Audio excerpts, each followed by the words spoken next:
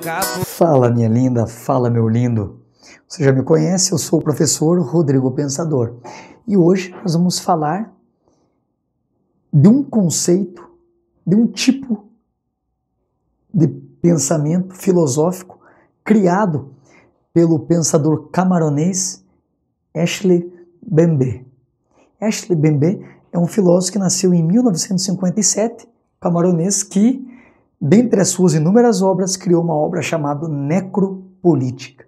Você sabe o que é necropolítica? Ele dialoga com o biopoder, a biopolítica de Michel Foucault. Não tem ideia do que é? Depois da vinheta você vai saber. Roda!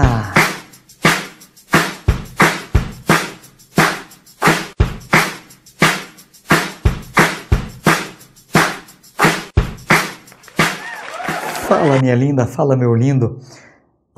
Hoje nós vamos falar um pouquinho sobre um filósofo negro camaronês chamado Achille Mbembe. Achille Mbembe criou um livro chamado Necropolítica. Necro significa morte. Política, né?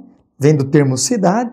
Então, a organização social da morte, a política da morte, ou tanatopolítica, que é sinônimo, né? Que remete a um deus grego chamado Thanatos, que era o deus da morte. Necropolítica, segundo essa perspectiva de Achille Mbembe, ele vai dizer que o poder contemporâneo, não só contemporâneo, mas a política tem essa característica de fazer morrer. Ué, mas professor, que estranho, o Foucault dizia para nós que a biopolítica é justamente a política da vida. Eu vou fazer as pessoas viver e vou deixar morrer. Então, eu vou criar política pública para que as pessoas fiquem vivas. Pois é. Mas quando eu decido, crio critérios para que as pessoas façam, para que algumas pessoas possam viver, eu também estou escolhendo quem vai morrer. Vou dar um exemplo. Quando eu falo que eu vou criar um plano estratégico de segurança pública no Rio de Janeiro, onde eu coloco as Forças Armadas na favela, nos morros do Rio de Janeiro, eu já estou escolhendo quem vai morrer.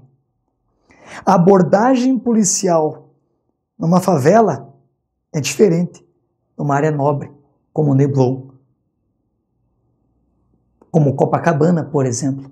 Então, isso é uma estratégia do Estado que vai determinar quem morre e quem não morre. Eu vou falar de uma coisa mais antiga, mas que você conhece muito bem.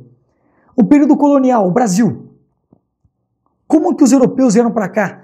Eles vieram para cá porque o Estado português permitiu.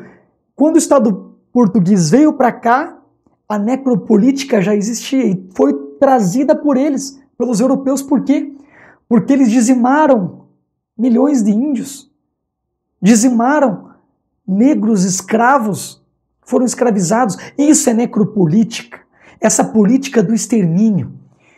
E tenho certeza de que ele, como camaronês, vivendo num país subdesenvolvido comparado aos países de primeiro mundo, consegue entender o lado do oprimido, o lado daqueles que não têm voz. Então a filosofia desse camaronês é justamente a voz daqueles desalentados, daqueles que foram marginalizados pelos países imperialistas, colonialistas e neocolonialistas.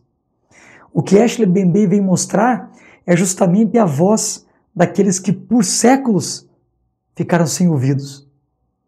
E quando ele denuncia isso, não é que ele está indo contra Foucault, ele está ampliando o horizonte do Foucault. Porque quando eu escolho quem vive, em outras palavras, eu estou dizendo quem morre. Quando eu digo que eu estou vivendo, eu também estou dizendo que eu estou morrendo. Porque para eu viver, eu tenho que morrer. Então a realidade ela é contraditória. Eu entendendo a dialética, eu entendendo a contraditoriedade, a contradição que existe na realidade, eu consigo perceber isso e criar estratégia para superar esse estado, esta política que vem disseminando mortes. Só que essa morte sempre tem o mesmo local. É o pobre, é o negro, é a mulher, é o pobre. Vamos dar um exemplo. Nós estamos num momento de pandemia. Quem são as pessoas que mais morrem nesta pandemia? Ela é democrática, é verdade. A pandemia ela não escolhe rico ou pobre. Mas quem que pode pagar por um leito? Quem que pode pagar, por exemplo, para ter um oxigênio particular em casa? Caso o Covid-19 tome conta do seu pulmão. O pobre não pode.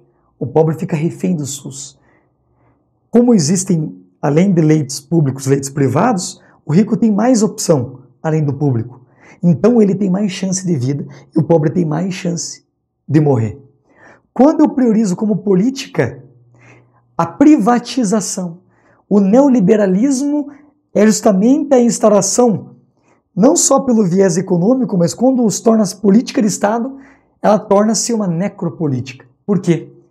Porque quando o Estado é mínimo, eu privatizo a saúde, eu diminuo o investimento na saúde. Vou dar um exemplo.